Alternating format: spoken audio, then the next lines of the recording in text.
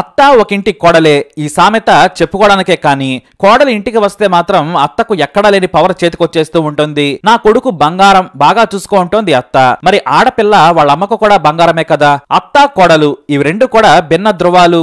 ఓ అత్తకు కోడలు ఇలా లేఖ రాసింది. మరి ఆ లేఖ ఏంటి అనేది ఈ స్టోరీలో చూద్దాం. ప్రియాతి ప్రియమైన అత్తగారు, మీకు నమస్కారం. నేను కోడలిగా ఇంట్లోకి రాగానే మీరు చెప్పిన మొదటి మాట నా కొడుకుని బాగా చూసుకో అమ్మా అని. నేను మీ ఇంటికి వచ్చాను.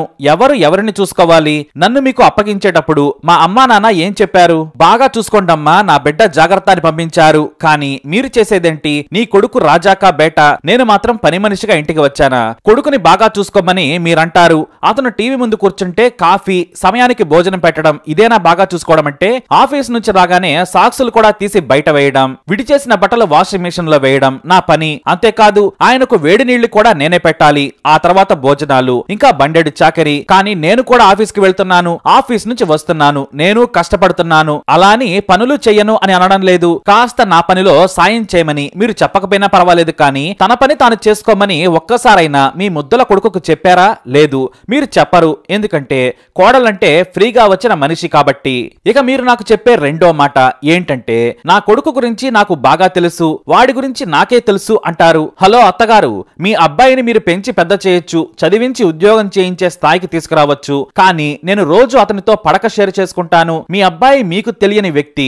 ఆలోచనలు, మాటలు అన్ని నాకు తెలుసు. నా కొడుకు గురించి మిగతా వారి కంటే నాకే బాగా తెలుసు అనుకుంటే మీ అమాయకత్వం అది. ఇక మీ అబ్బాయి మంచి కొడుకు, మంచి తండ్రి, మంచి ఉద్యోగి కావచ్చు, కానీ మంచి భర్త అని మీరెలా చెప్పగలరు? నేను మీ అబ్బాయి గురించి ఏదైనా ఫిర్యాదు చేస్తే కనీసం నా మాట వినాలి. మీ కొడుకుతో మాట్లాడి సర్ది చెప్పాలి. అతను మీ మాట విని మారితే నాకు సంతోషం. నేను సంతోషంగా ఉంటే ఇల్లంతా హ్యాపీ. అలా కాకుండా నా కొడుకు అలా చేయడు, నాకు వాడి గురించి తెలుసని మీరు సర్టిఫికెట్ మాత్రం ఇవ్వకండి. ఇక మూడవది, మీరు చెప్పే పరమ రొటీన్ డైలాగ్ ఏంటంటే నా కొడుకు కష్టపడి ఇంటికి వస్తాడు, వాడికి సపర్యలు చేయాల్సిన బాధ్యత నీదేనంటారు. ఇంట్లో నేను చేసే చాకరీతో పోల్చుకుంటే అది గొప్పదేం కాదు. ఈ విషయం మీకు తెలుసు. నేను ఇక ఉద్యోగం చేస్తూనే ఇంటి చాకరీ చేస్తున్నాను. ప్రతిసారి మీ కొడుకు కంఫర్ట్ గురించే మాట్లాడతారు. మరి నా కంఫర్ట్ సంగతి ఏంటి? నేను ఏమైనా ఖాళీగా ఉంటున్నానా? కాసేపు రెస్ట్ తీసుకుందామంటే ఏదో ఒక పని వస్తూనే ఉంటుంది.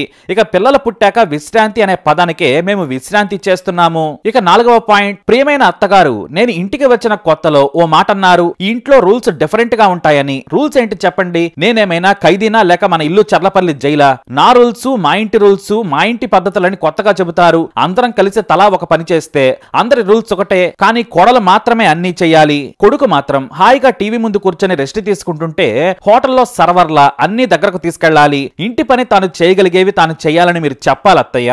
అంతేకాని రూల్స్ పెట్టి జైలర్లా మీరు మెయింటైన్ చేస్తారనడం నాకు నచ్చడం లేదు. ఇప్పటికీ ఆ మాటలు వింటుంటే నాకు మీ మీద కాస్త గౌరవం తగ్గుతూ ఉంది. ఇక చివరిగా, మీరు నా నిర్ణయాలలో కూడా వేలు పెడుతూ ఉంటారు. నాకు ఏం కావాలి, నేను ఏం తీసుకోవాలి, ఎక్కడికి వెళ్ళాలి అని చెబుతూ ఉంటారు. ఎందుకు? ఏదైనా కొనాలంటే నా అనుభవంతో చెబుతున్నానని మీ నిర్ణయాన్ని బలవంతంగా రుద్దుతారు. వినకపోతే మీ కొడుకు వైపు సీరియస్ గా చూస్తారు, ఆయనేమో ఆ తర్వాత నా వైపు చూస్తారు. మా ఇద్దరి జీవితం మీద మీకు పెత్తనం ఉందని మీరు భావించారు. చివరకు నా వ్యక్తిగత జీవితంలోకి ఎలా వస్తారు మీరు? మీ నిర్ణయాలను గౌరవిస్తాను, కానీ నా నిర్ణయాలను నేను ప్రేమిస్తాను. నాకు కొన్ని కోరికలు, ఇష్టాలు ఉంటాయి. వాటికి కూడా మీరే అడ్డొస్తున్నారు అత్తయ్య.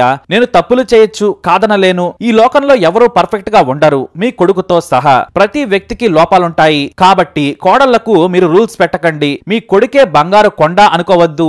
మా అమ్మా నాన్న కూడా నన్ను అలాగే అనుకున్నారు. కాబట్టి ప్రియమైన అత్తగారులు, కోడళ్లకు స్వేచ్ఛనివ్వండి. మీ కొడుకు సంసారంలో అతిగా వేలు పెట్టకండి. మేం తప్పులు చేస్తే సూచించండి, మార్చుకుంటాం. వీలైతే సాయం చేయండి, లేదంటే వదిలేయండి. అంతేకాని నా కొడుకు మాత్రం బంగారం, కోడలు దయ్యం అన్నట్టుగా దయచేసి చూడకండి. నేను రేపు అత్తనవుతాను, కానీ ఈ అనుభవంతో నాకు కాబోయే కోడలని కూతురిలా చూసుకుంటానని చెబితే అది అతవుతుంది. కానీ దయ్యంలా మాత్రం వెంటాడను. కొడుకును, కోడలిని ఇద్దరిని సమానంగా చూస్తాను. మరి మీరు నొచ్చుకుంటే నన్ను క్షమించండి అత్తయ్య గారు.